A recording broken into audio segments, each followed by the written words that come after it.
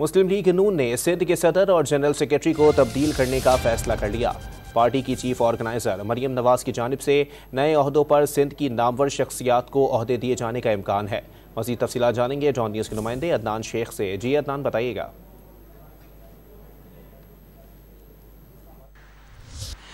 बिल्कुल, पाकिस्तान मुस्लिम लीग नून ने इलेक्शन की तैयारियां शुरू कर दी हैं और इस सिलसिले में जो पार्टी की चीफ ऑर्गेनाइज़र हैं मरियम नवाज़, वो खासी मुतहरिक नज़र आती हैं चारों सूबों के अंदर। और तमाम जो सूबे हैं उनकी जो ओहदेदारान हैं पार्टी के, उनसे रिपोर्ट भी ली जा रही है और देखा जा रहा है कि कौन शख्स जो है वो पार्टी को मुतहरिक कर रहा है और किसकी कारकर्दगी मायूस कौन है। इस सिलसिले के अंदर मुस्लिम लीग नून जो सिंध की पार्टी है उसका फैसला कर लिया गया है। ज़राए का ये कहना है कि जो सिंध के सदर हैं शाह मोहम्मद शाह और जनरल सेक्रेटरी हैं मिफ्ता इस्माइल, उनकी कारकर्दगी इंतहाई मायूस क्यों रही है और इन दोनों शख्सियात को ओहदों से हटाए जाने का फैसला कर लिया गया। और जो अभी बलदियाती इंतखाबात सिंध में हुए हैं उनमें जो यूनियन कौंसिल की सतह पर जो मुतहरिक कारकुनान थे, जो पार्टी के साथ मुखलिस कारकुनान थे, वो छोड़कर पाकिस्तान पीपल्स पार्टी में उन्होंने शमूलियत इख्तियार की, जिस पर मरियम नवाज़ खासी नाला नजर आई हैं और दोनों शख्सियात को हटाए जाने का भी फैसला कर लिया गया है। और आइंदा चंद रोज़ के अंदर दोनों शख्सियात की जगह पर जो मुस्लिम लीग नून सदर सिंध के होंगे और जो जनरल सेक्रेटरी होंगे उन दोनों ओहदों पर